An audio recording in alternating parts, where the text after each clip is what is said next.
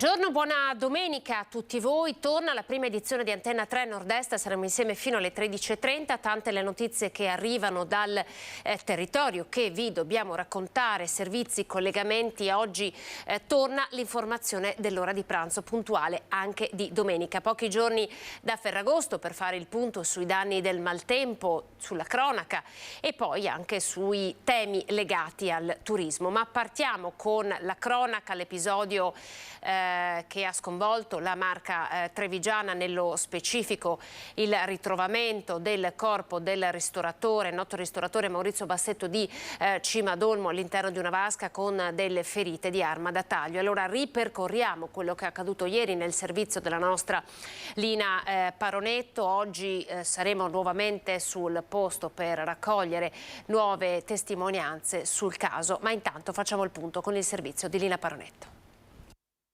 Mi diceva sempre, sta battuta prima o poi mi troveranno morto.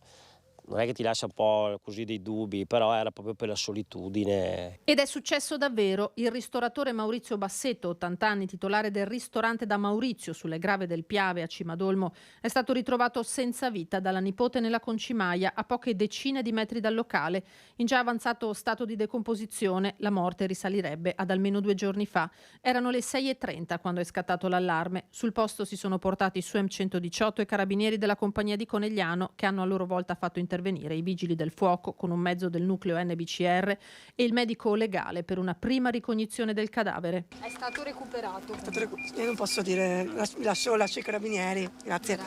Il recupero è avvenuto con tutte le cautele del caso, senza escludere alcuna ipotesi. La concimaia è profonda oltre 2 metri. Quando il corpo seminudo è stato riportato in superficie, addosso 2 lame, un coltello e un rasoio, quelli che lui avrebbe usato per infergersi delle profonde ferite a torace e addome. L'ipotesi più accreditata dagli inquirenti è dunque quella del gesto estremo. Abitazione e ristorante sono stati posti sotto sequestro. Erano in ordine, biglietti d'addio non ne sono stati trovati, eppure chi lo conosceva bene lo racconta come un guerriero, solitario, certo, ma pur sempre un combattente con idee spesso controcorrente e molta determinazione nel portarle avanti. Diciamo che stava passando anche un momento tranquillo, discreto, insomma, ecco. Quando l'aveva visto l'ultima volta?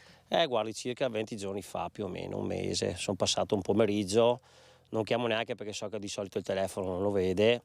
E con un colpo di clacson è uscito, abbiamo bevuto qualcosa, abbiamo parlato un po' del momento, così, insomma, che era un po' duretto per riprendere, però diciamo lui era uno che viveva un po' anche così, nella sua ruralità, nel suo essere un po' solitario, però sempre ben conosciuto, diciamo. In quell'occasione Zuccolotto, amico e cliente da sempre, era rimasto d'accordo per una cena a base di pavone da organizzare per settembre. Ma l'aveva trovato in buono stato di salute? Lo aveva trovato depresso in qualche modo? No, diciamo, ho sentito che è un'amica che lavora al supermercato di Mareno, solite battute quando va a prendere i materiali e l'ha visto, insomma, contento, insomma. Ma il quadro che emerge dopo le lunghe ore di rilievi dei carabinieri è quello di un uomo solo che avrebbe deciso di andarsene. Sarà tuttavia l'autopsia sul corpo a dire l'ultima parola sulla morte del noto ristoratore. E noi abbiamo sentito anche il sindaco di Cimadolmo. Intanto sui social si moltiplicano i messaggi di cordoglio per Bassetto. Ascoltiamo il sindaco.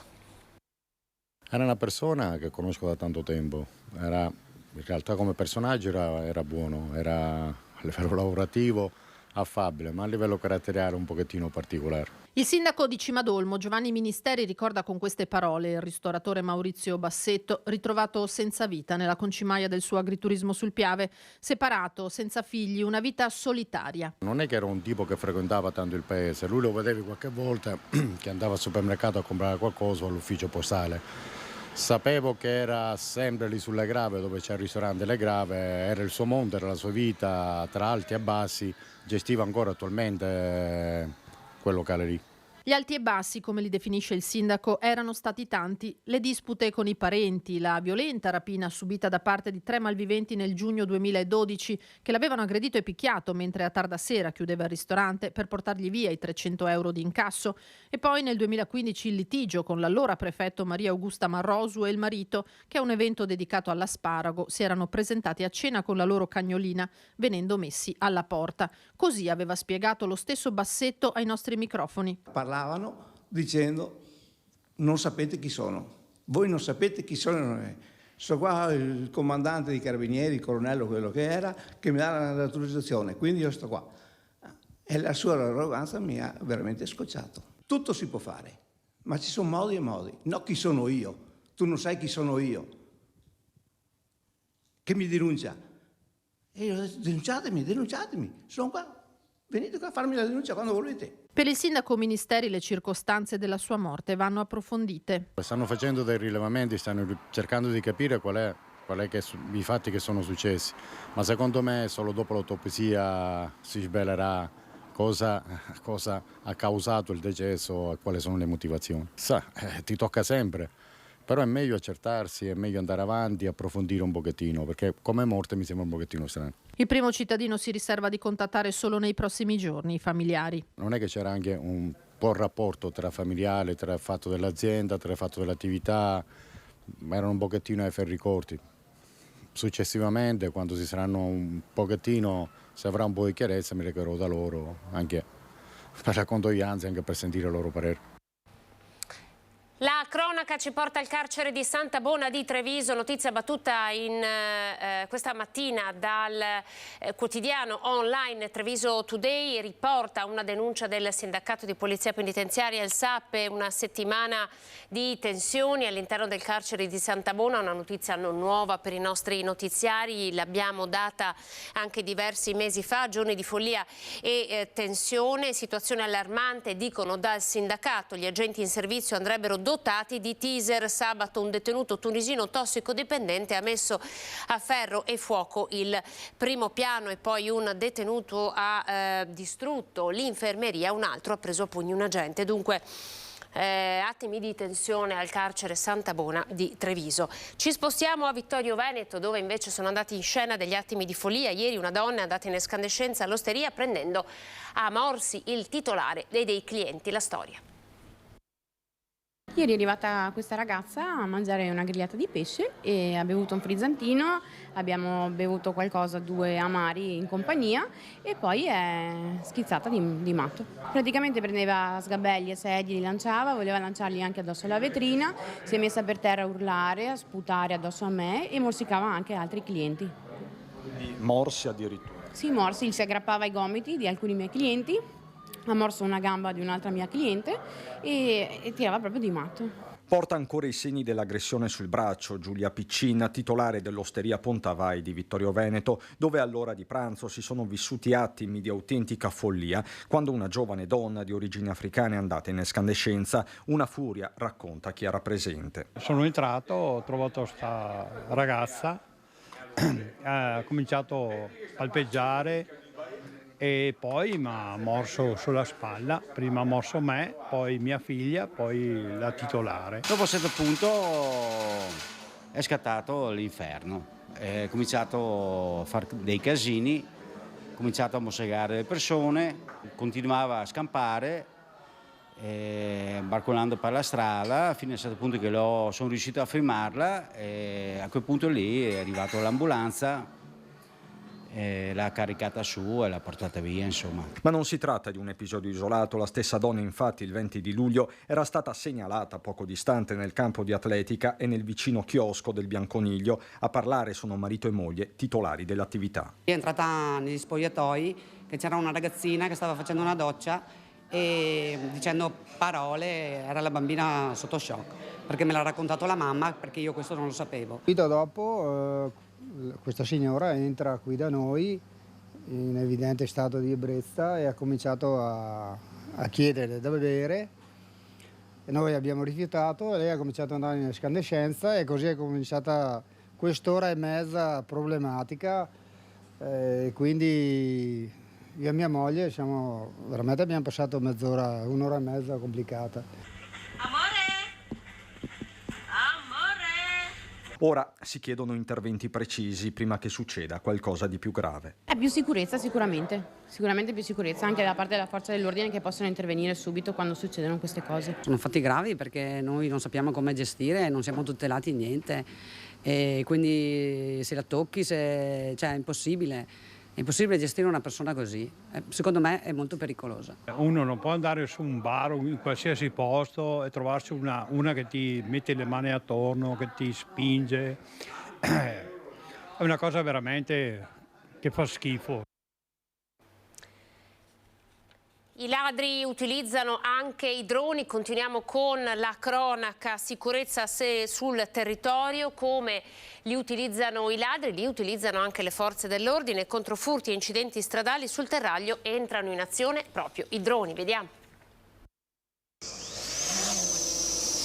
Si alza in volo dal comando di via Ronzinella il drone chiamato a controllare il territorio in settimane calde per il traffico dei veicoli lungo l'asse del terraglio, ma soprattutto per i furti, complici le vacanze che portano i proprietari fuori casa. Alcuni agenti del Corpo Intercomunale di Polizia Locale sono stati preparati per l'utilizzo del dispositivo che nelle scorse ore ha anche individuato i responsabili di un rogo non autorizzato. C'era questo odore in una zona della città, non si riusciva a capire da dove arrivava, si è alzato in volo il drone, abbiamo individuato insomma, il rogo e anche insomma, chi lo stava effettuando, il responsabile. Ma il drone serve anche per rilievi di incidenti stradali o anche per prevenire per quanto riguarda i furti in abitazione. Recentemente infatti abbiamo effettuato dei controlli nella vicina frazione di Bonesiolo dove abbiamo capito che insomma, gli autori dei furti arrivavano dai campi. Speriamo non serva mai, però può essere utilizzato anche in casi di rilievi per quanto riguarda l'attività della protezione civile, ovviamente con i nostri operatori. Nuova tecnologia a supporto di un corpo che si rafforza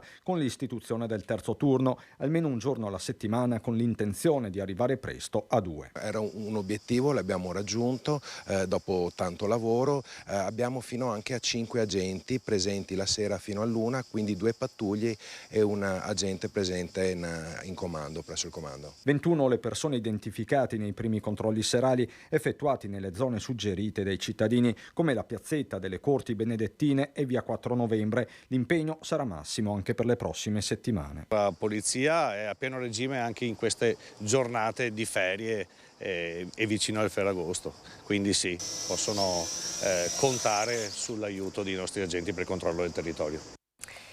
Dal controllo del territorio con i droni al controllo del territorio delle strade con gli autovelox vi presento il nostro primo ospite di questa nostra diretta, è Gian Antonio Sottile, presidente Autovelox Maggiore Tutela, associazione che tutela i consumatori. Buongiorno Gian Antonio, grazie per essere con noi. Buongiorno, grazie a voi. Allora lei è la persona, insieme ad altri suoi colleghi, che la scorsa sera ha incontrato i cittadini residenti di Cadoneghe, comune del Padovano, ricordiamo, dove si trovano installati gli autovelox che hanno fatto parlare di sé perché hanno già comminato oltre 30.000 multe sul territorio. Cittadini imbufaliti, c'è chi ne ha prese anche una ventina, lei li ha incontrati e lei è uno dei massimi esperti della normativa che regola l'installazione degli autovelox, ma anche insomma in qualche modo il loro funzionamento. Io parto con il chiederle su che cosa state basando la vostra strategia per difendere questi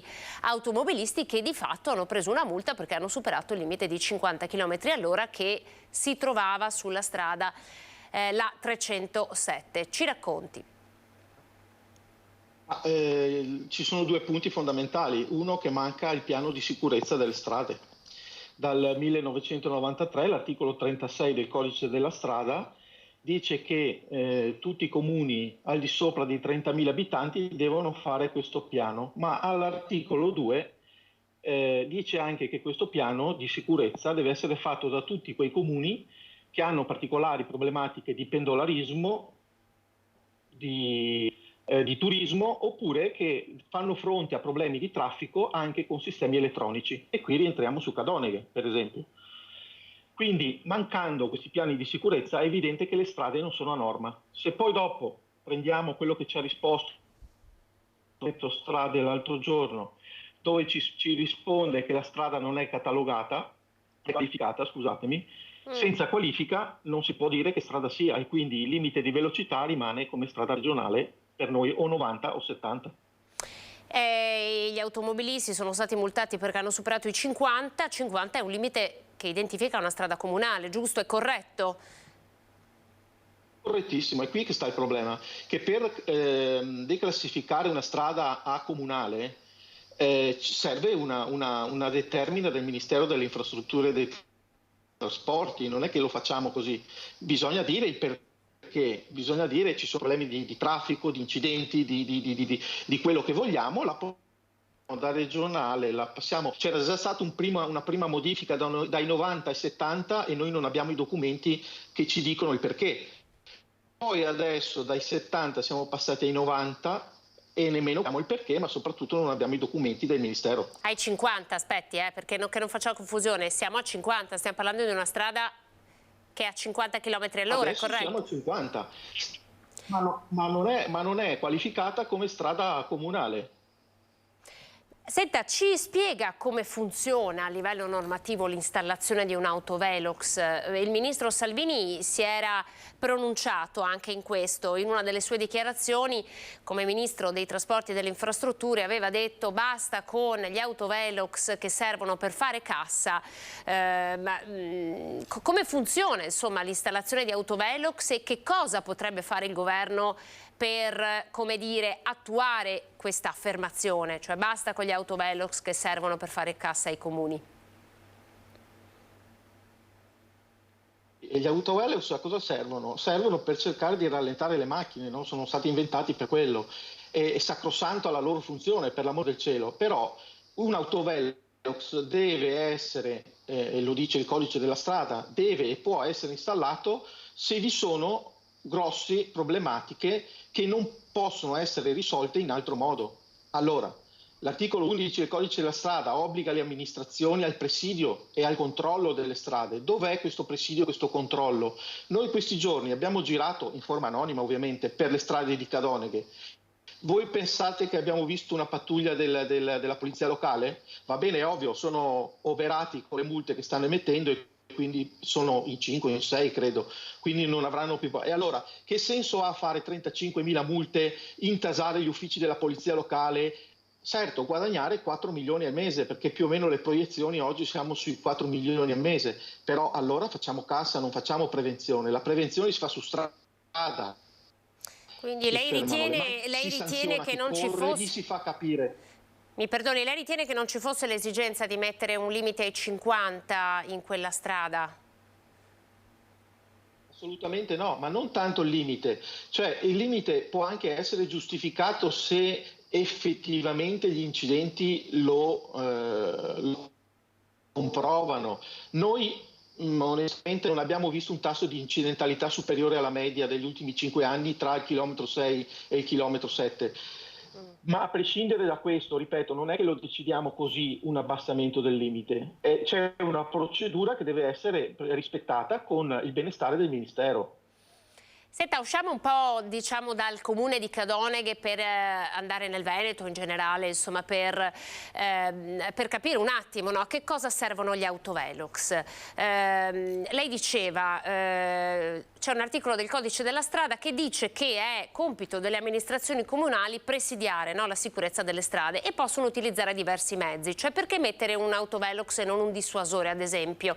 Chi lo decide? Quali procedure? Quali costi? I dissuasori non si possono, comunque ovviamente, perché ci sono delle limitazioni. Ma a monte io ritorno sul fatto del presidio. Se noi non vediamo più le pattuglie per strada, non vediamo più le persone che sanzionano direttamente le persone che corrono, gli autisti che corrono, manca il presidio, è violato già l'articolo 11 del codice della strada. Se poi andiamo a vedere che le strade non mettono a norma, faccio un esempio pratico, viene contestato che in quella strada un camion è entrato in un giardino. Bene, se c'era il piano del traffico, lì c'era un guardrail, perché quel piano del traffico avrebbe previsto una protezione. Allora, vediamo che tanti incidenti eventualmente che vanno a verificarsi possono essere evitati se ci fosse a monte il rispetto di questa norma. E se poi, se mi lascia 2 minuti e poi chiudo su questo aspetto, se poi noi andiamo a vedere che chi dovrebbe vigilare sull'aspetto dell'articolo dei piani urbani del traffico è lo stesso prefetto che rilascia le autorizzazioni degli autovelox, mi viene un pensiero e dico: ma perché autorizzano gli autovelox se a monte non c'è il piano urbano del traffico? E questo mi piacerebbe sentirmelo dire dai prefetti, però non ci rispondono. Senta, il piano urbano del traffico viene redatto, immagino, dai comuni, dalle amministrazioni comunali? Ogni amministrazione comunale che ovviamente ha quei requisiti di cui parlavamo prima deve redigere dal 1993 ogni 2 anni questo piano del traffico. Ma non solo, di me sono anche le province e anche i gestori delle strade. Anche loro dovrebbero fare, le province, il piano extraurbano del traffico, della viabilità, insieme ai gestori delle strade. Ma questo non viene fatto. Noi abbiamo scritto al Ministero la settimana scorsa che ci ha risposto a stretto giro di posta, in 2 giorni ci ha dato una risposta. 1, ha detto il piani urbano del traffico sono attualmente in vigore. 2, non ci sono mai arrivati da parte dei prefetti segnalazioni di inadempienze. Allora la cosa mi preoccupa, perché allora stiamo violando il codice della strada prima di controllare le velocità. Senta, quando un autovelox è a norma, noi ricordiamo qui a Treviso furono installati lungo il PUT, ad esempio, che è la circonvallazione che lambisce il centro della città, poi anche qui ci furono dei problemi e furono tolti, disinstallati. C'è stata una sentenza della Cassazione che ha in qualche modo chiarito quando un autovelox ha ragion d'essere, quando è a norma e quando invece non lo è. Ce n'è più di una. Le ultime 2 sono di febbraio di marzo, la 1805 e la 5078, che chiariscono proprio questo aspetto. Vietano l'utilizzo degli autovelox nelle strade prive di banchina. La banchina è quel tratto stradale a lato che deve essere, dice la Cassazione, di almeno 1 metro pavimentato, che dia la possibilità di fermare le auto, e in assenza di questi spazi gli autovelox non possono essere installati. Se lei va a vedere gran parte degli autovelox oggi sulle nostre strade, mi dica dove vede le banchine. Ci riferisce qualche altra curiosità? 307. Ma le curiosità possono essere tante. So che deve essere ben segnalato, presumo. Beh, certo, la presegnalazione è essenziale. Restiamo su Cadoneghe. I segnali, lei pensi, un autovelox è stato installato su un palo della luce pubblica, che è vietato ovviamente per vari motivi. Di notte mi dica quell'autovelox chi lo può vedere. C'è un segnale rilevazione elettronica della velocità prima, che di notte ovviamente non si vede, quindi uno passa e la multa la prende. Ecco, tutti questi escamotage per mettere gli autovelox in maniera tale da non essere visti, per la Cassazione, ritorniamo sempre lì, la Cassazione, e parlo di 4 mesi fa, è stato di truffa. Se ci spostiamo di qualche chilometro, se me lo consente, andiamo a Giacciano con Baruchella, dove abbiamo scoperto il mese scorso che l'autovelox è stato posizionato in un punto non autorizzato né dal prefetto, né da Veneto Strade, né dalla polizia stradale, e l'autovelox poi era nascosto dietro ad altri cartelli. Le do il dato ufficiale: quell'autovelox ha fruttato alle casse di quel comune circa 10 milioni dal 20 giugno 2022, più altri 2 milioni e 8 di notifiche. Poi nessuno dice nulla, però. Nel frattempo continua a essere sanzionato. Abbiamo contestato il tutto al prefetto e al sindaco, ci hanno risposto che non c'è nessun motivo di contestare. Dovremmo andare alla Procura della Repubblica. Sì, quindi il prossimo passaggio evidentemente sarà la Procura della Repubblica. So che voi state difendendo tutti questi automobilisti, ma le faccio un po', come dire, la domanda quella scomoda, quella che magari potrebbero fare tanti telespettatori. Ma insomma, se il limite è di 50, se questi automobilisti non l'avessero superato, la multa non l'avrebbero presa.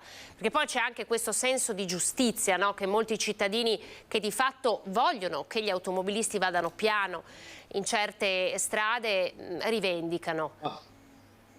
Ma è essenziale questo. Io ho fatto 24 anni, 23 anni il poliziotto, voglio dire, per me la legalità viene prima di tutto, e non abbiamo mai detto che i limiti di velocità debbano essere violati. Anzi, la prudenza e il limite di velocità devono sempre essere rispettati.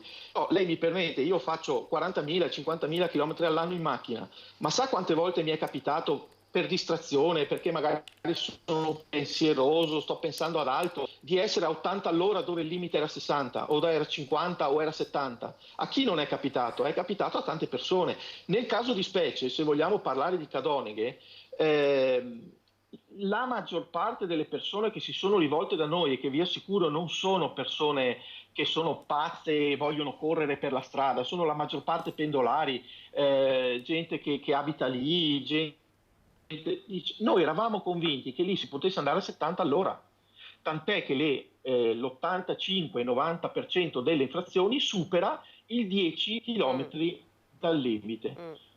E questo vuol dire che 4 milioni in un mese il comune le ha portati a casa. Quindi sostanzialmente era mal segnalato il limite, Gian Antonio, in quella strada. Questo è indubbio. Io le posso assicurare che dalle verifiche che abbiamo fatto sul posto, con le misurazioni che abbiamo preso, le fotografie che daremo al giudice, al tribunale, non c'è un cartello a norma in quel paese, non c'è un cartello messo a norma di codice della strada. Noi ovviamente, chiarisco, no? Sentiremo anche il sindaco. Certo, ci mancherebbe, sarebbe bello. Certo che se pensiamo che il sindaco di Cadoneghe è anche l'assessore alla viabilità della provincia di Padova e mi dice che i piani urbani del traffico sono solo per i comuni superiori ai 30.000 abitanti, mi sorge un attimo il dubbio se sta facendo bene il proprio lavoro, perché, ripeto, se andiamo poi sotto a guardare l'articolo 2 si capisce che invece è obbligato anche lui come sindaco, che ha 19.000. Allora, non avendo ovviamente possibilità di un contraddittorio in questa sede, usciamo dal caso Cadoneghe per parlare in maniera un pochino più generica. Le chiedo questo, voi avete difeso altri automobilisti per altre situazioni, so che lei è del Bellunese tra l'altro, quindi non è, diciamo, non è padovano. Avete difeso altri automobilisti, ci può raccontare un'altra storia? Guardi, adesso siamo molto impegnati anche su Cittadella, ad esempio, sulla strada statale 53. Lì è un disastro, ce n'è uno particolarmente, il chilometro 21, proprio sotto il comune di Cittadella, nascosto da un cavalcavia. Una ragazza a lavorare ha preso 5 multe in 5 giorni, cioè andata ritorno, e ha preso 5 multe in 5 giorni, anche se non è possibile che le multe reiterate non sono ammesse.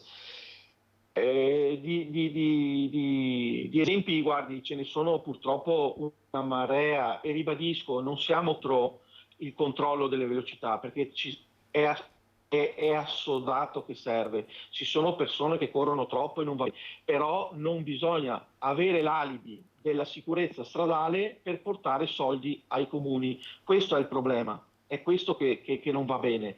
Quando poi noi cerchiamo di un dialogo con le amministrazioni per cercare assieme delle soluzioni e ci rifiutano persino gli atti, non ce li danno, non ci vogliono far sapere la tipologia dell'autovelox, non ci vogliono far sapere se hanno ricevuto o meno le autorizzazioni dall'ente proprietario delle strade. Questo fa pensare, no? Perché allora vuol dire che non c'è collaborazione o non c'è voglia di avere trasparenza. E perché? Questo lo lascio, ci piacerebbe sentirlo dire dagli amministratori. Senta, sostanzialmente rivolgendosi ad un'associazione come la vostra, si fa una sorta di class action sostanzialmente? Sono tanti ricorsi messi assieme? Ma no, da noi ovviamente da noi non è prevista una cosa del genere nel territorio italiano, però come in America, diciamo, no? Sì. Ogni ricorso amministrativo è personale.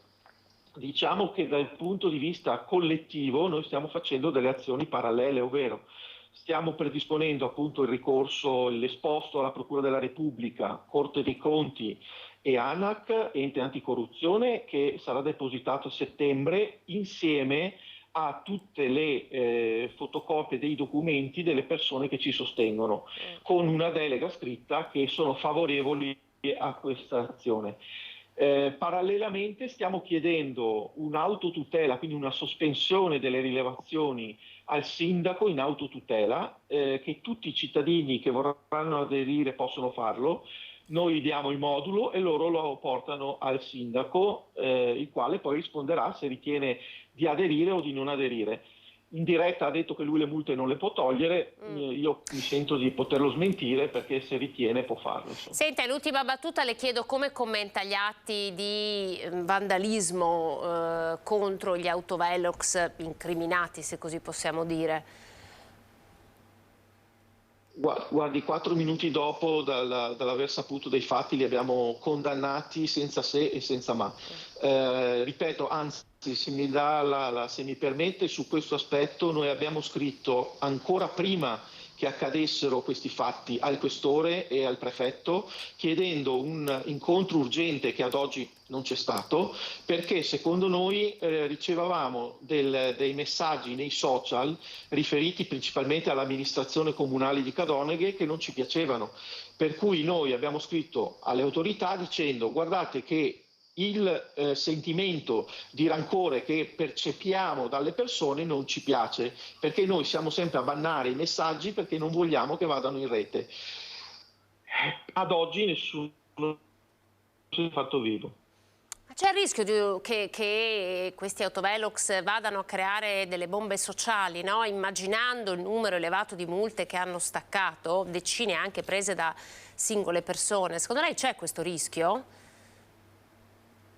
Io ho visto tutte persone per bene, anche alla riunione, anche all'incontro che abbiamo fatto, erano tutte molto pacate, molto deluse, arrabbiate, però molto pacate, educate.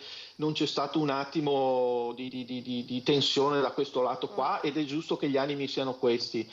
Certo, poi da qui a... Noi abbiamo a che fare con persone in ginocchio, abbiamo persone padri che ci hanno chiamato che non sanno se pagare le multe o dar da mangiare ai figli. Cosa fanno questi qua? In più ci sono le bollette, le tasse e tutto quello che ovviamente sappiamo.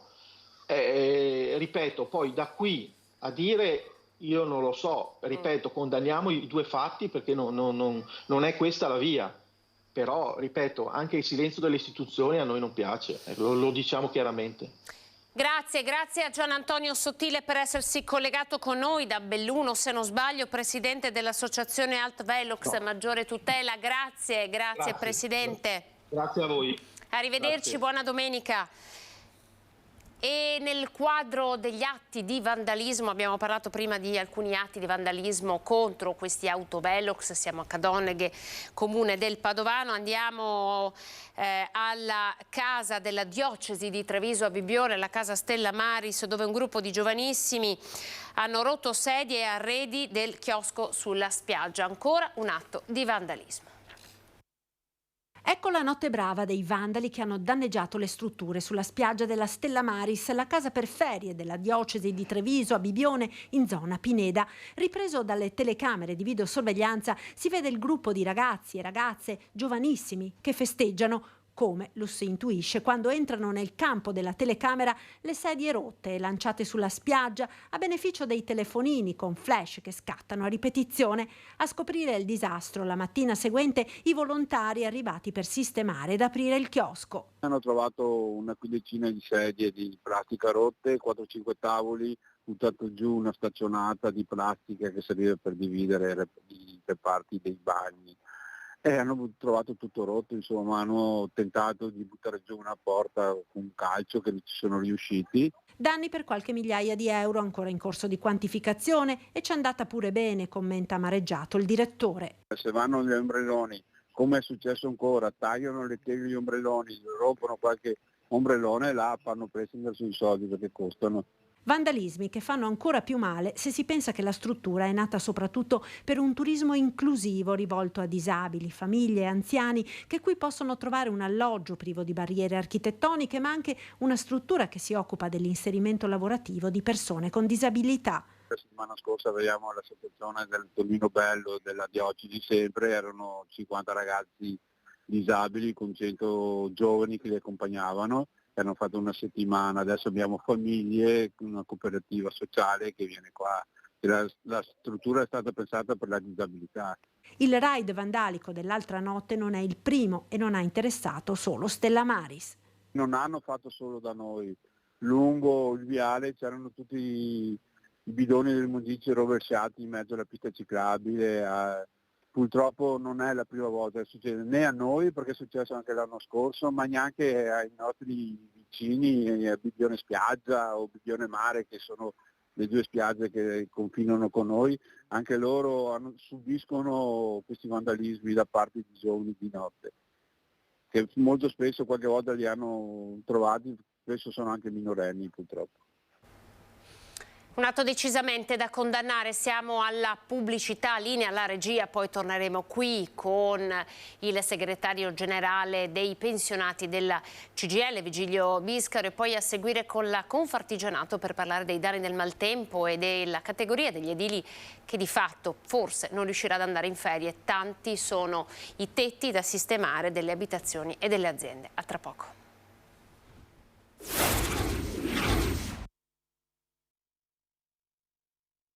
Eccoci, ben ritrovati, prima edizione, buona domenica ancora a tutti voi. Siamo partiti con la cronaca, le notizie da Cimadolmo, dal carcere Santa Bona di Treviso, con questa settimana di grandi tensioni, come denuncia il sindacato di polizia penitenziaria. Adesso apriamo una pagina dedicata ai pensionati e lo facciamo in compagnia di Vigilio Biscaro, segretario generale della SPCGIL. Grazie Vigilio.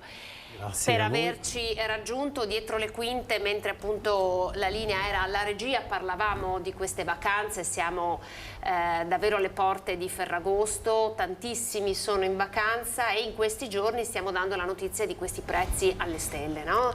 Le avevamo già in qualche modo un po' anticipato, in questa estate si sta palesando non solo l'inflazione ma anche in qualche modo la scelta di aumentare i prezzi da parte delle categorie. E allora i pensionati come si fa? Ci racconta un po', Vigilio, com'è la situazione? Beh, allora io rispetto proprio all'inflazione, ti ringrazio di questa domanda, i dati nazionali ci dicono che siamo calati e che a fine anno sarà del 5-6%, però il carrello della spesa continua ad essere sopra il 10, l'11, 10,7 gli ultimi dati di un giorno fa. E pesa ancora il discorso dell'abitazione, l'acqua, l'elettricità, i combustibili sono ancora più 9.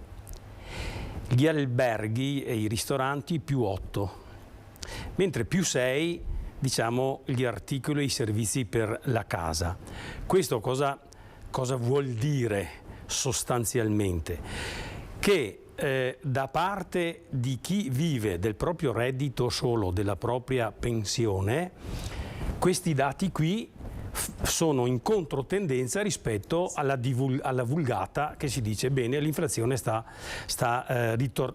ritornando, sta diminuendo, magari ritornasse al 21. Ecco, però la questione è, quando abbiamo questi problemi che sono diventati problemi sociali, e non mi riferisco alle questioni di quei 4-5 milioni di poveri considerati proprio tali, mi riferisco alla popolazione normale.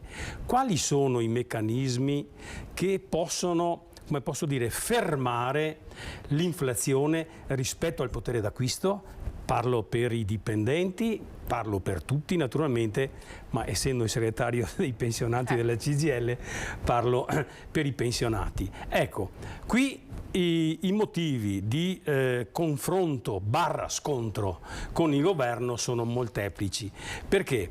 Perché la perequazione, cioè l'aumento del valore della pensione lorda rispetto a quello che è accaduto nel 22, non è stata uguale per tutti, e cioè la perequazione come noi la definiamo, insomma l'allineamento, ecco, del valore delle pensioni all'inflazione è andata fino a una certa cifra, circa 2.100 euro lordi, al 7,3%. Gli altri invece hanno avuto una diminuzione Due cose. Allora, il governo, c'è una norma, ma per fare cassa, e poi sappiamo perché ha fatto cassa, per chi ha fatto cassa, dice, bene, questa norma non vale per il 2023, vedremo in seguito. Secondo, quelli che hanno lavorato, come immagino tutti, quei 42, 41, 43 anni, pagando tutti i contributi che sono previsti dalla norma, perché devono dire al governo va bene, tienteli e facciamo solidarietà?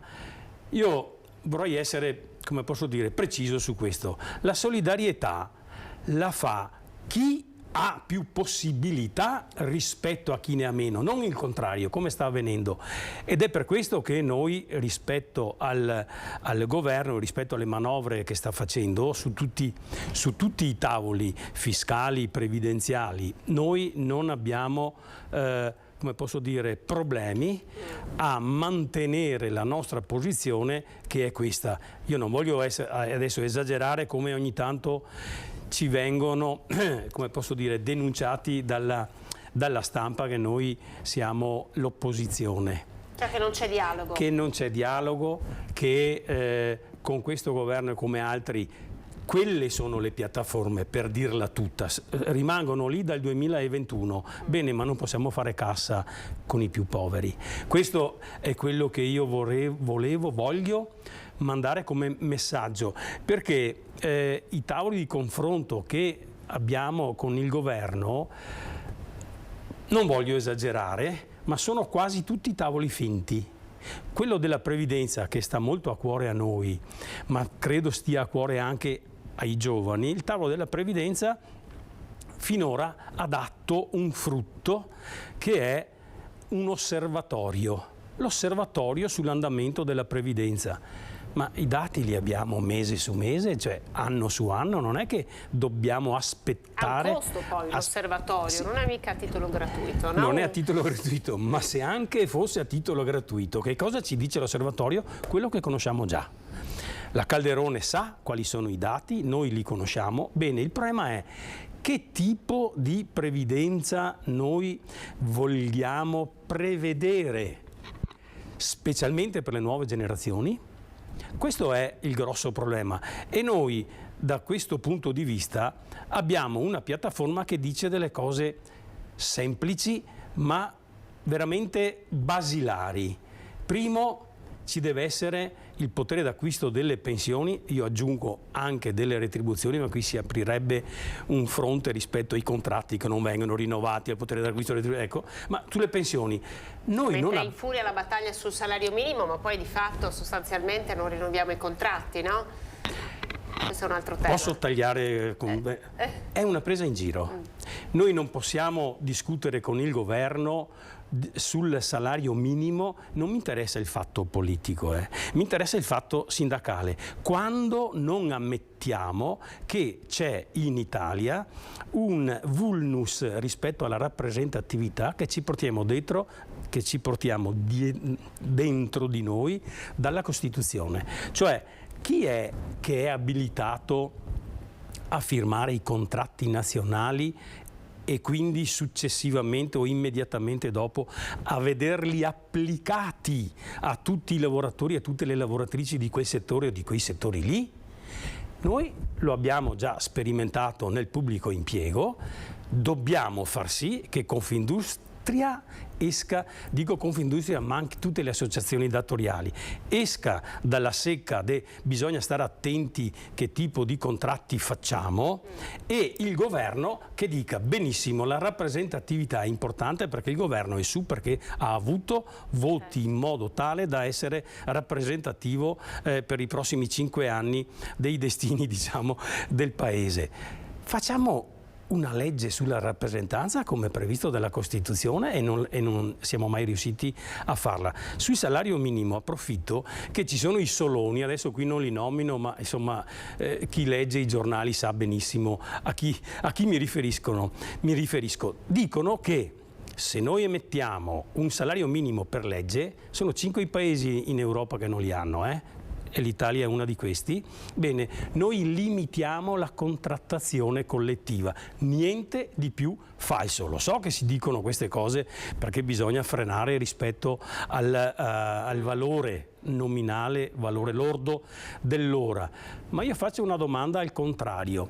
Chi lavora nelle famiglie, chi lavora nel pulimento, chi lavora nella guardiania, chi lavora all'interno del mondo della vigilanza privata, secondo questi soloni 5 euro, 6 euro all'ora vanno bene? Allora l'idea nostra sindacale, poi la politica farà il suo corso, è questa. I 9 euro, mi pare si discuta attorno a questo valore, questa è la cifra. Ecco, devono diventare la base di partenza di tutti i contratti, in modo tale che da lì complessivamente, con tutte le ferie eccetera eccetera, tutti i diritti, parta la contrattazione collettiva. È meglio questo o è meglio avere contratti come posso dire a part-time, non volontari ma magari imposti? È meglio avere delle persone che si mettono d'accordo con il datore di lavoro. Io ti assumo con la base di contratti che noi definiamo pirata, a bassissimo valore rispetto alla paga oraria, e poi ci mettiamo d'accordo sul nero. Fuori busta. Ci mettiamo d'accordo sul nero. Bisogna finirla su queste robe qua, perché il ragionamento dopo della previdenza, qui magari potremo anche tornarci, sul fisco, da qui prende le basi. Anche perché, no? Vigilio, poi cosa succede? Sì. Succede che nel nostro paese a 30-35 anni sono ancora i pensionati ad aiutare i figli, ad aiutare i nipoti, no? Poi succede questo, che automaticamente, se i contratti sono così, sono precari, poi tutta l'asse della grande forza si sposta, continua a spostarsi sui nostri pensionati. È certo, e poi si sposta, si è già spostata, e poi c'è la questione che i pensionati, vivendo di più ed è bene questo, aumentando però quella forza di popolazione ultra 65 anni, questi pensionati hanno anche bisogno di cure, e perciò a un certo punto succederà che chi mi curo o do una mano al figlio o al nipote. Sono aumentati i servizi per i pensionati, secondo lei? Come? Sono aumentati i servizi oggi dalla medicina territoriale, di cui si è parlato tanto, piuttosto sono aumentati i servizi per i pensionati? Solo nei comuni, che noi naturalmente seguiamo ogni anno con la contrattazione sociale, solo nei comuni un po' più sensibili a questo, ed è vero, specialmente l'assistenza domiciliare. I servizi invece pubblici no. Il problema è un problema sicuramente complesso, ma se noi non abbiamo l'organico sufficiente, infermieri, medici, e in questi giorni vediamo articoli sui giornali che richiamano sta roba qua, anche a livello veneto, sapete, non solo a livello nazionale, parliamo a livello veneto, noi non ne usciamo. Benassi, che è una persona che io dal punto di vista del confronto, diciamo, sindacale stimo, solo per questo, sono 3 anni che mi risponde: fra 3 anni arriveranno i medici di medicina generale. Perciò, tornando a bomba, gli anziani sono ancora un serbatoio di aiuto per le famiglie, per i loro figli e probabilmente, anzi sicuramente anche per i nipoti, ma oramai, aumentando l'età, e aumenterà sempre di più questo numero di popolazione, ci sarà bisogno di cura per loro e non il contrario. E perciò, se erano i figli una volta che curavano i genitori o gli anziani, adesso siamo al contrario. Tra l'altro ci dia una conferma su questo, Vigilio. Gli anziani pensionati oggi stanno aprendo anche libretti di risparmio per i nipoti, cioè la prima fonte del risparmio, il piccolo fondo di investimento, risparmio, arriva proprio dai nonni. Se io devo, sì, non ho qua cifre, ma parlando con chi è papà, mamma, le famiglie, le prime cose che chi può fa sono i fondi di previdenza complementare.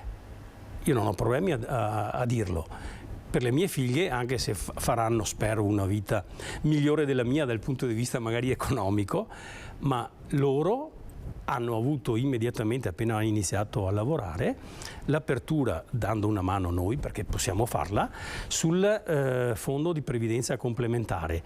E qui si apre un'altra finestra rispetto agli anziani, rispetto alla previdenza. Quando noi diciamo nella piattaforma che desideriamo concordare una pensione di garanzia per le nuove generazioni, questo non vuol dire dobbiamo dare dei soldi a chi magari non riesce a fare una vita di lavoro continuativa. Questo significa salvaguardare il welfare. Cioè questo significa far sì che l'INPS possa continuare a pagare le pensioni di chi oggi è in pensione e domani pagarlo a chi andrà in pensione. Ma prima parlavamo dei lavori precari e dei lavori discontinui. Noi su questo, e non abbiamo avuto finora risposte, poi a essere maligni bisogna dire che tutto viene rimandato a settembre, no? Come il salario minimo. Meloni ieri ha detto rimandiamo tutto a settembre. Non è una priorità. E poi Brunetta ci dirà come fare. Bene, facendo una cosa che guarda al futuro con un investimento, noi dobbiamo decidere prima dove andiamo a prendere le risorse, e lì parliamo magari di fiscalità. Secondo, a quali fasce di popolazione, di lavoratori e di lavoratrici diamo una mano.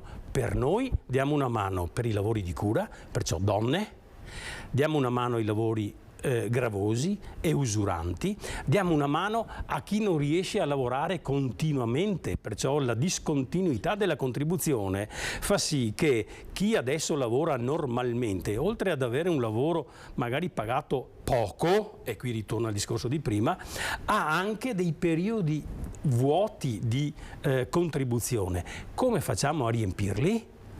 Le soluzioni ci sono dal punto di vista contrattuale, ma se c'è una volontà, noi la definiamo così, volontà politica, ma se c'è una volontà di dare risposte a queste domande, allora le risorse si trovano. In primis, sempre rimanendo sulla previdenza, distinguendo finalmente, speriamo di sì, perché io ho la barba bianca e quando l'avevo bionda o castana facevamo questi ragionamenti qui. Dobbiamo dividere, separare la previdenza dall'assistenza. La previdenza sta in piedi se tutte le risorse che entrano sui fondi, diciamo all'INPS, servono per erogare pensioni. Sull'assistenza qui bisogna fare una scelta. Continuiamo ad avere 100, 110, 105 miliardi di evasione fiscale all'anno o andiamo a prenderli lì e facciamo assistenza? Oltre a tante cose, perché 100 miliardi sono tanti, non è che sono 15 come quelli che adesso i comuni si stanno arrabbiando perché rispetto all'immigrazione e rispetto alle opere che devono continuare a fare del PNRR vengono tagliati. Cioè, bisogna decidere, insomma, adesso i nodi sono arrivati al pettine. È stata brava la Presidente del Consiglio a, come posso dire, evitare di entrare nel merito, ma io ho paura che a settembre-ottobre, quando entreranno nel merito le discussioni sulla legge di bilancio, il salario minimo entrerà là, i contratti collettivi nazionali che non sono stati, come posso dire, rinnovati entrerà la questione fiscale. E sulla questione fiscale bisogna ripeterle queste cose qua, a me dispiace ma bisogna ripeterle. Non è possibile che questo governo, anche altri hanno fatto cassa sui pensionati, faccia cassa per dare risposte a una fetta di popolazione che sta sicuramente meglio dei pensionati e dei lavoratori dipendenti, e mi riferisco ai famosi 85.000 euro paghi il 15%. Perché non siamo partiti al contrario, a farlo per i pensionati e per i lavoratori dipendenti? Saremmo stati costretti a toccare il punto dolente che è l'evasione fiscale. Poi c'è anche l'evasione contributiva, ma insomma questo è grosso modo quello che noi abbiamo, come posso dire, di fronte come discussione. c'è una discussione, non bisogna negarlo, anche all'interno nostro, cioè all'interno delle confederazioni. Noi saremo il 7 ottobre a Roma per l'ennesima manifestazione, sempre sulle solite cose, difesa della Costituzione, sanità, istruzione. Non abbiamo parlato di istruzione, ma siamo là bene. Con CISL-UIL c'è ancora qualcosa da, come posso dire, limare, ma secondo me, perché nei territori ci parliamo, cioè a livello magari nazionale ci sono politiche. Questo lo vediamo anche noi come giornalisti, che nei territori c'è un buon dialogo. Nei territori, CGIL e CISL-UIL, parlo per me, parlo per i pensionati della CGIL e della CISL-UIL, noi abbiamo le stesse idee, noi abbiamo gli stessi obiettivi, tant'è vero che nei comuni, quando andiamo a confronto per fare l'accordo sulla contrattazione sociale, non c'è mai stato nessun problema, anzi, devo dire che in certe amministrazioni ci pungolano perché dobbiamo andare avanti, specialmente sulle fusioni, cosa che sembra adesso, se non arriva la legge, io mi ricordo insomma gli aborti delle fusioni nei comuni qui in provincia. Bene. È arrivato il momento in cui non possiamo più guardare il nostro orticello, il nostro comune di 5.000 abitanti, di 800 abitanti. C'è un caso che per esempio l'ha particolarmente colpita sul tema delle fusioni? Sul tema torniamo troppo indietro. Però qui ci sono dei sindaci e guarda caso sono sindaci giovani, non sono sindaci over magari 50, over 60, che ci dicono avete ragione, dovete continuare a far sì che noi ci, come posso dire, aggreghiamo, ma proprio nella misura o nel modo, per meglio dire, migliore, che è la fusione, perché se tu fai una unione di comuni, come è stata fatta anche nella Castellana, hai aumentato una struttura. 4 comuni hanno fatto l'unione, c'era un quinto comune che doveva gestire tutto. No, bisogna fondersi e via. E i problemi che abbiamo di fronte, che abbiamo avuto di fronte anche qua, ricordiamoci, dalla pandemia ci hanno detto 2 cose: che bisogna stare insieme per dare più servizi, perché se tu fai massa critica, no? E dall'altra i servizi pubblici sono assolutamente, come posso dire, indispensabili, specialmente per chi sta peggio. E qui c'è il Servizio Sanitario Nazionale. E sul Servizio Sanitario Nazionale abbiamo poco da menarla, scusatemi il verbo, che forse non è troppo consono, ma non importa. Dobbiamo reinvestire nella sanità con una percentuale sul prodotto interno lordo molto più alto di quello che è stato fatto in questi ultimi 2 o 3 anni. Anche nell'ultimo anno abbiamo diminuito l'investimento. Sul tema dei servizi, case di riposo, servizi alla persona, anche qui sì, voi vi siete battuti parecchio. Noi ci siamo battuti parecchio e continuiamo a batterci. Siamo in una situazione di stallo, perché da un lato ci sono le risorse date anche dal PNRR, parlo delle case di comunità, parlo degli ospedali di comunità, dall'altro viene fuori l'atavica carenza di personale, e non solo nelle case e negli ospedali di comunità, anche nelle case di riposo, nella sanità. Ieri e l'altro ieri abbiamo visto gli articoli che sono usciti, e perciò se la Regione finalmente decide di legiferare sugli ATS, allora noi avremo probabilmente anche poi praticato le case di comunità e gli ospedali di comunità. Ma qui siamo in una situazione in cui per fortuna ci hanno anche ascoltato. Cioè, siamo andati a livello regionale a parlare con l'assessore, la Lanzarin, ma anche con Zaia. Il problema è che difficilmente si riesce a livello veneto a far sì che questi nuovi enti abbiano un unico, come posso dire, un'unica forma giuridica.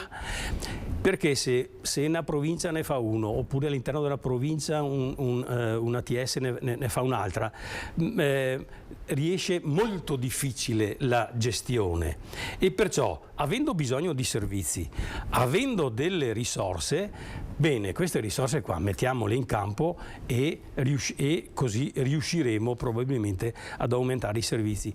Che dall'altro nel 2020 noi abbiamo fatto quasi tutti gli incontri in video, perché è evidente non si potevano, ma in quegli incontri lì noi abbiamo avuto la prova provata che la popolazione, le associazioni di volontariato e le amministrazioni locali hanno risposto abbastanza bene, non posso dire di più, abbastanza bene a questi nuovi bisogni, e abbiamo visto anche persone che rispetto alla solidarietà l'hanno fatta proprio praticamente.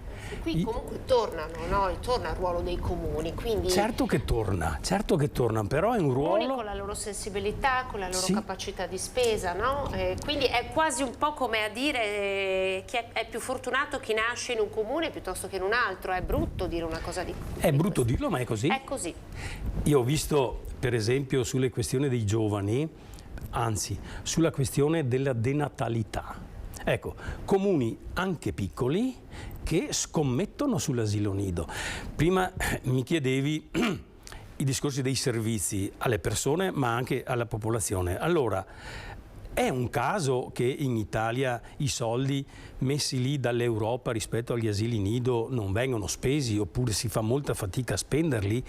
Perché non basta solo la struttura dell'asilo nido, servono altri servizi che forse sono ancora più importanti, e qui ci si collega alla contrattazione collettiva, perché servono orari decenti per chi fa lavori di cura, per la mamma ma anche per i papà, e qua obbligare i papà a stare a casa 6 mesi anche loro, cioè è inutile che sia solo la donna, tanto per parlarci chiaro.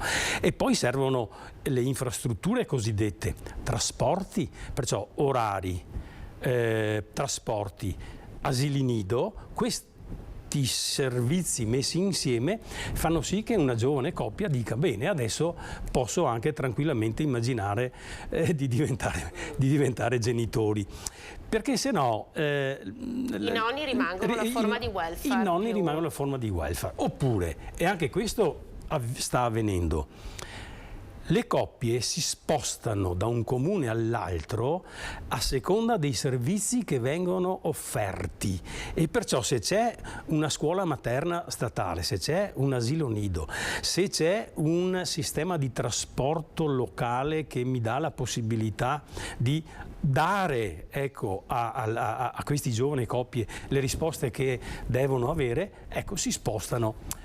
Questo è quello che dovremmo fare. Devo dire che, insomma, essendo un sindacalista della CGIL in pensione, per carità, non è che tutte le amministrazioni che noi vediamo ogni anno sono amministrazioni magari collegate dal punto di vista politico a una certa fascia, no? Però li trovo molto sensibili su questo, e su questo secondo me una battaglia va fatta per non ideologia o scontri politici destra-sinistra, no, va fatta perché una popolazione italiana che invecchia sempre di più e che ha l'Italia che ha una denatalità così non o dai una risposta veloce, oppure saremo costretti a diventare un paese, come posso dire, non più la settima potenza, diciamo, industriale, ecco, nel mondo, ma un paese, non so come definirlo, perché definirlo un paese che muore è brutto, ma questa è la prospettiva. Questo è quello che lei sta vedendo. Questa è la prospettiva, sì. Siamo partiti parlando dell'estate dei pensionati, un'estate in cui l'inflazione, nonostante appunto, come lei dice, sia in discesa, sta continuando a battere i prezzi alti del carrello della spesa, e anche andare al bar a bere un caffè oggi costa, e quindi rischia di essere un'estate di rinunce per chi ha delle pensioni ancora troppo basse. Ma non solo per chi ha delle pensioni troppo basse. senza nominare nessuno, ieri sono andato a fare la spesa assieme alla mia compagna e una commessa mi stava parlando, allora le ferie le avete fatte, cosa fate? E quest'anno farò questo, non posso dire di più, farò una decina di giorni, però non dove a me piacerebbe andare, perché c'è una questione di disponibilità economica. Mi è successo ieri, non mi è successo... Bon. Questo sta a significare che i centri estivi, per quanto riguarda i soggiorni per i pensionati, ci sono, i comuni che possono farlo lo fanno, hanno ricominciato a farlo, e il ritorno che abbiamo noi come pensionati è un ritorno assolutamente positivo. E poi si fa di necessità virtù, non so come dirla meglio. Se io non ho la disponibilità, non mi indebito per fare un po' di vacanze, capito? L'exploit dell'Albania, non so se hai letto in questi giorni, certo che tantissimi stanno scegliendo l'Albania perché insomma le altre coste italiane sono troppo care. Certo, ma anche qua non vorrei essere tacciato da populista, non so come, ma è possibile che perché tu mi tagli un toast io debba avere 2 euro di più nello scontrino? Cioè, andrebbero sanzionati, c'è la possibilità di sanzionare chi fa scelte commerciali di questo tipo, oppure siamo libero mercato e uno titolare della propria attività può scegliere di fare la quello che vuole? risposta è la seconda. La risposta è la seconda. Allora, capisco Venezia, capisco Roma, insomma non capisco... È il consumatore che sceglie alla fine. E il consumatore dovrebbe dire bene, là non si vado più, punto. Ma dirlo a tutti, siccome abbiamo la possibilità di fare, non una class action, ma insomma una roba... No, ma sui social mi pare che la... Sì, sta uscendo sta roba, ma... ritornando diciamo ai ragionamenti di prima, se io ho uno Stato che funziona bene, se io ho come posso dire, una capacità di tassazione normale, equa, io ho anche un ritorno per far sì che queste cose qui non succedano, perché se il caffè adesso è a 1,20, 1,30, bene, se passa a 2 euro, 2,5 euro, non saremmo mica costretti a quello che ho visto questa mattina su un quotidiano. Se porti la tazzina, il caffè, il cucchiaino, scusatemi, la tazzina, lo zucchero e il cucchiaino, paghi il caffè a 0,70. Stiamo diventando ridicoli. Vigilio, grazie per essere stato con noi. Allora insieme la invito a vedere questo servizio della redazione di Venezia che parla proprio di questo, le famiglie sempre più indebitate, negozianti e artigiani a rischio, usura addirittura, e a dirlo è la CGIA di Mestre. Io la ringrazio per essere stato con noi ancora una volta per questa bella chiacchierata dove abbiamo provato a toccare diversi temi che raccontano però la nostra realtà, cioè disegnano la vita che stiamo vivendo come lavoratori, come pensionati. Io ringrazio voi assolutamente e chiederei a chi ci segue, ma a tutta la popolazione, di non fermarsi all'esteriorità, andare in fondo alle notizie e ai contenuti, perché solo entrando in profondità conosceremo i nostri diritti. Grazie. Vigilio Biscaro, segretario della SPI CGIL. Andiamo a vedere il servizio, la CGIA di Mestre cosa dice? Al 31 dicembre 2022 l'importo medio dell'indebitamento per nucleo familiare presente in Italia è salito a 22.710 euro, con il Veneto che ha superato l'indebitamento italiano di quasi 3.000 euro e pari a 24.911 euro.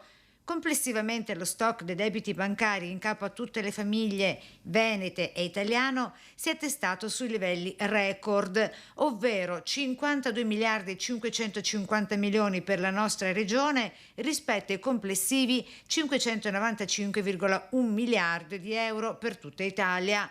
Debito che per il Veneto è aumentato del 3,7% rispetto al 2021, ovvero lo 0,2% in più rispetto allo standard italiano. Così l'ufficio studi della CGIA di Mestre, che a seguito di questi risultati paventa un altro rischio, la recrudescenza dell'usura. Sebbene lo stock dei debiti delle famiglie sia in aumento a causa dei rincari, dell'incremento del costo dei mutui e dell'impennata delle bollette, la situazione è critica, ma ancora sotto controllo. va comunque monitorata attentamente, perché le banche prestano sempre meno soldi, soprattutto agli artigiani e piccoli negozianti, che a loro volta potrebbero essere tentati inconsapevolmente a ricorrere agli usurai, che in questi momenti di difficoltà sono i più disponibili ad aiutare, si fa per dire, chi è a corto di liquidità. Nonostante sia da tempo in calo il numero delle denunce per il reato di usura alle forze dell'ordine, non è da escludere infatti che l'incremento dei debiti di famiglie, negozianti e artigiani spinga più di qualcuno a rivolgersi agli usurai. Andiamo in pubblicità, linea alla regia e poi con il presidente del gruppo edilizia di Confartigianato Marca Trevigiana. A tra poco.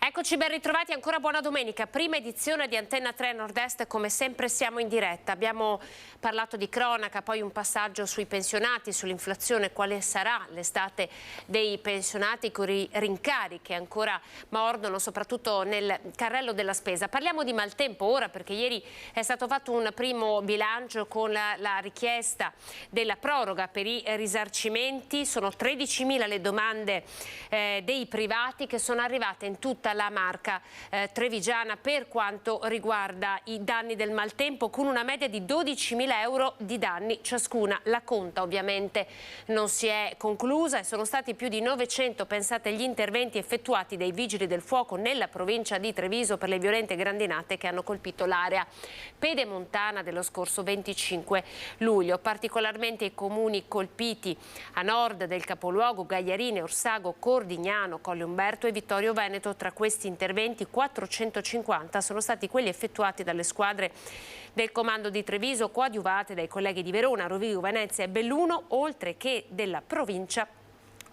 Protezione Civile regionale, con l'ausilio delle autoscale e delle piattaforme tridimensionali per la copertura provvisionale dei tetti delle abitazioni private e dei cittadini. Le immagini che vedete, il sorvolo dei droni del nucleo regionale del Veneto sopra il comune di Gagliarine, sulla chiesa di Santa Margherita e Refrontolo, con il lavoro dei vigili del fuoco ad Orsago e Cordignano, coordinate dal vice comandante dei Vigili del Fuoco di Treviso. Perché vi abbiamo fatto vedere queste immagini? Saluto e ringrazio il nostro prossimo ospite, Gianmaria Modolo, presidente del gruppo edilizia di Confartigianato Imprese Marca Trevigiana. Presidente, grazie per averci raggiunto. So che lei è piuttosto distante da noi, quindi ringraziamo la bontà del suo collegamento.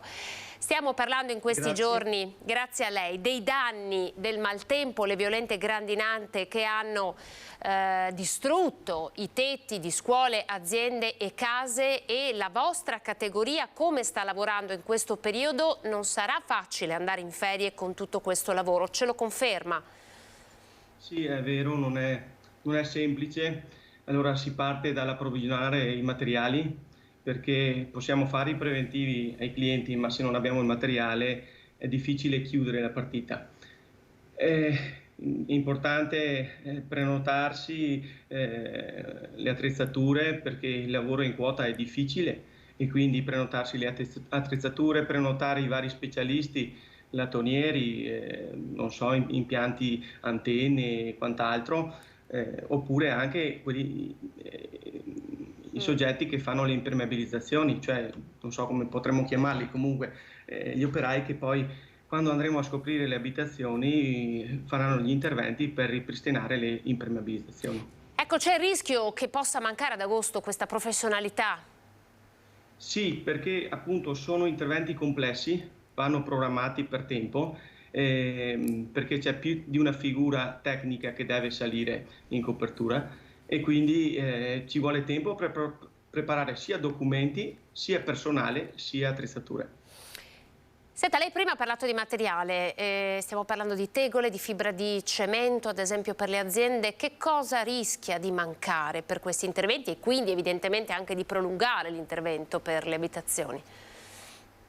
Allora, per il momento tegole, coppi, tutto il laterizio oppure anche il cementizio che si va per applicare in copertura è disponibile. I grossi rivenditori stanno facendo gli extra, hanno posticipato le ferie per poter far arrivare i materiali in questa zona. Sì, si stanno aiutando tra province, cioè arrivano i materiali anche da fuori regione.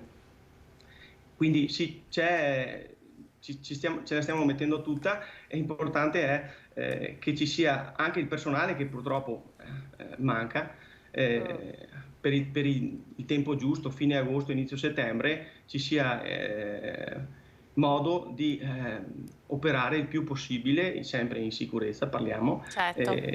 Per i nostri clienti, perché se loro avranno la pazienza di aspettarci, noi saremmo ben contenti di soddisfarli, però ci vuole un po' di pazienza.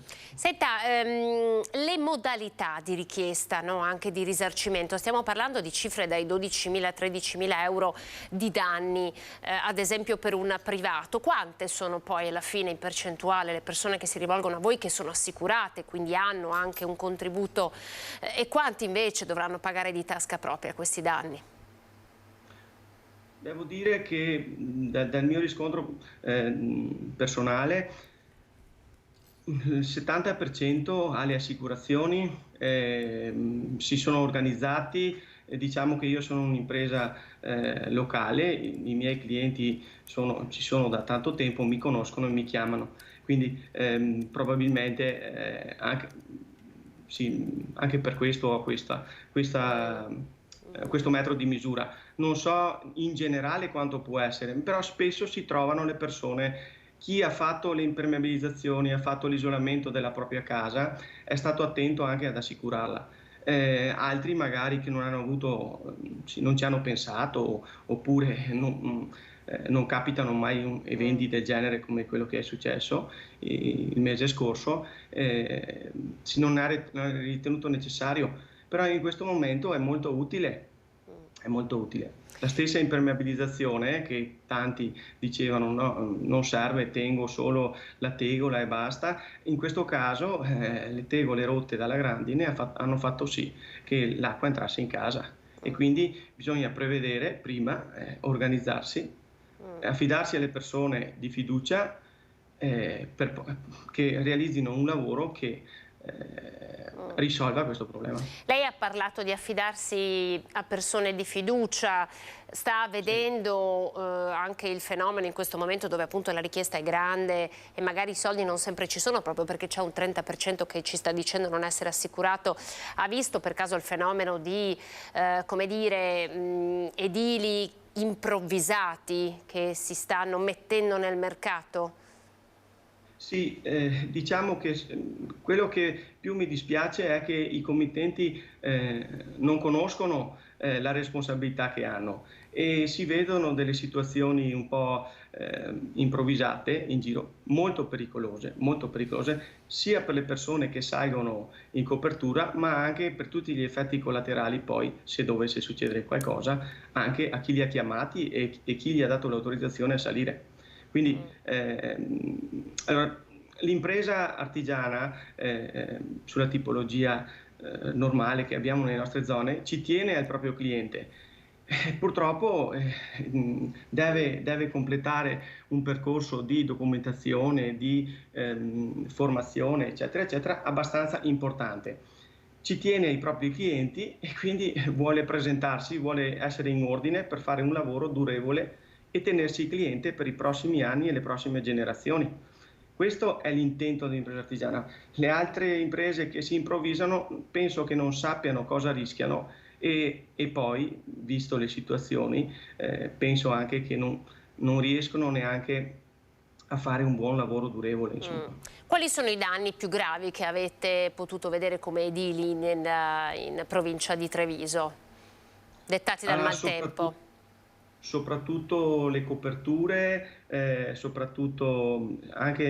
parlo anche dei serramenti, tantissimi vetri rotti, anche quel settore là sicuramente avrà dei tempi lunghi di ripristino, perché vetrerie non ce ne sono tantissime.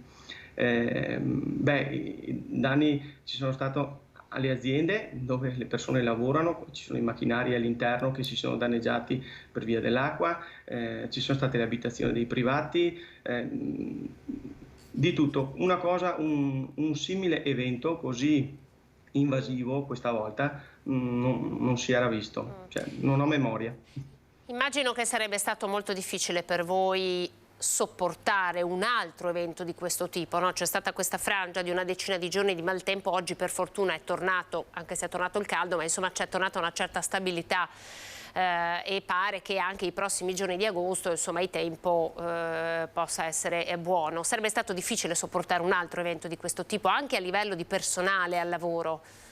Sì, lo stress è alto, noi questo periodo ce lo teniamo sempre perché gli operai o gli addetti ai lavori insomma possano ricongiungersi alle famiglie e riposarsi un po', perché lavori gravosi in copertura con queste temperature dà da pensare un po', quando mandiamo su gli uomini alla mattina dà un po' da pensare, quindi ci teniamo agosto sempre libero per farli riposare, perché possano liberarsi un po' dallo stress dei mesi precedenti e ritornino a settembre più freschi e più motivati. Purtroppo quest'anno è diverso, abbiamo ridotto, molti miei colleghi hanno ridotto, hanno cercato di soddisfare i propri clienti, appunto come dicevo prima, perché ci teniamo ai nostri clienti, e dare almeno le soluzioni veloci perché non ci siano danni ulteriori proprio per altri eventi simili, perché in agosto eventi torrenziali di solito arrivano. Senta, le sembra che sia aumentata un po' la consapevolezza del bisogno di mettersi in qualche modo in sicurezza da parte dei cittadini dopo tutti questi eventi? Come percepisce insomma la cultura della sicurezza delle persone che lei incontra, che ha incontrato? Beh, diciamo che ci sono materiali adesso di alta qualità con prezzi migliori. Si tratta solo di pensarci prima di realizzare le opere e di informare bene il cliente. Io trovo un gran riscontro tra le persone che incontro, che quando gli si dice si potrebbe fare questo tipo di operazione, durerà di più, avrai meno problemi, si è più sicuri, non serve più che salga più nessuno per un dato tempo, ci sono meno manutenzioni, eccetera, eccetera, trovo il riscontro positivo da parte delle persone che incontro, perché la casa è sempre un bene importante per la famiglia e si vorrebbe essere tranquilli, protetti, certo, anche per eventi atmosferici del genere. Quindi i clienti dicono: facciamo un buon lavoro, facciamo un lavoro una volta solo e poi si affidano comunque alle persone di esperienza. Grazie Presidente del Gruppo Edilizia per essere stato con noi, per averci fatto un po' il quadro di quello che è il vostro lavoro in questo mese, che appunto dovrebbe essere un mese di vacanza per tutti, soprattutto per chi lavora così sui tetti delle case, ma così non sarà, proprio perché il maltempo ha causato danni che devono ancora essere sanati, ripristinati. Grazie Gian Maria Modolo per essere stato con noi, le auguro una buona domenica. Grazie a voi e a tutti i telespettatori. Grazie. Arrivederci. Siamo quasi in chiusura, il punto ora sul turismo in Veneto. È iniziata di fatto la settimana di Ferragosto, buono l'andamento, ma il caro prezzi frena la decisione di partire di tante famiglie. Vediamo.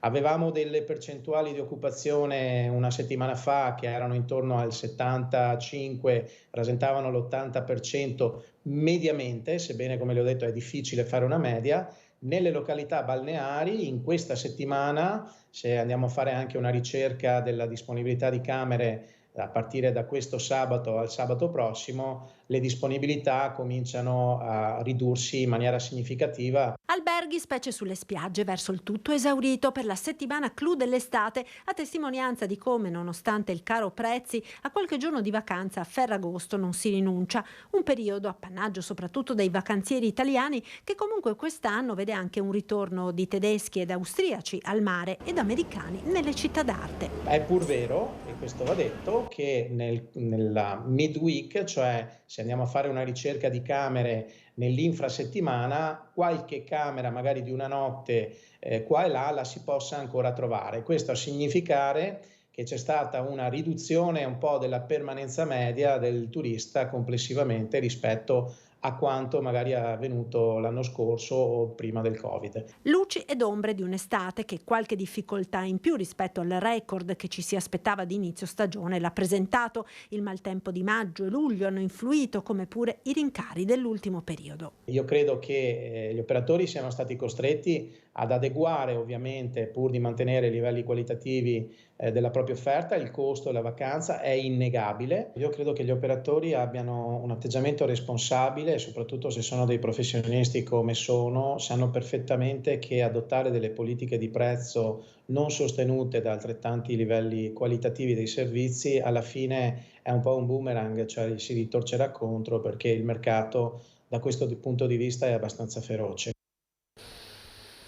Ci fermiamo con le notizie, faremo il punto anche questa sera nei nostri notiziari del turismo, soprattutto in città. Dunque a Treviso come sta andando un bilancio con il presidente Capraro e anche il presidente di Federalberghi Kerr, per capire un po' come sta andando i dati anche su Treviso. Vi ricordo il film di Antenna 3, Dopo di noi.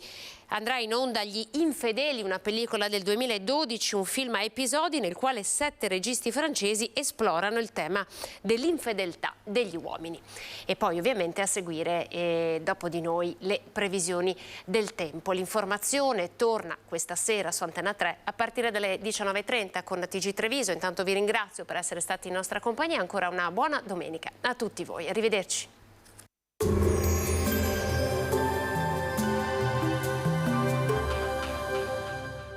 Vuoi usufruire delle detrazioni fiscali? Chiama lo 0422 320605, Exi, professionisti del risparmio energetico dal 2006. Bentrovati al meteo. Proseguono condizioni di stabilità atmosferica grazie alla presenza dell'anticiclone che garantirà bel tempo anche la prossima settimana. Il dettaglio intanto di domenica 13 agosto. Sul Veneto sarà una splendida giornata all'insegna del sole. Farà eccezione soltanto l'arco alpino, dove potrebbero svilupparsi delle nuvole significative nel corso del pomeriggio, associate anche a locali e brevi rovesci, appunto durante le ore più calde. Temperature in ulteriore lieve aumento, minime tra 17 e 24 gradi, massime tra 30 e 33 gradi.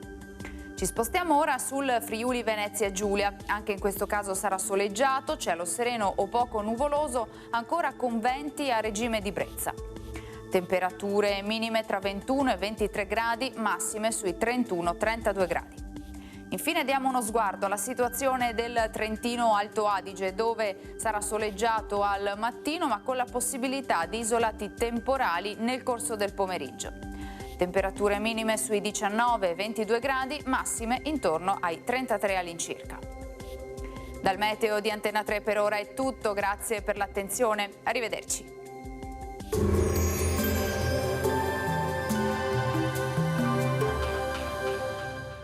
Vuoi usufruire delle detrazioni fiscali? Chiama lo 0422 320605, Exi, professionisti del risparmio energetico dal 2006.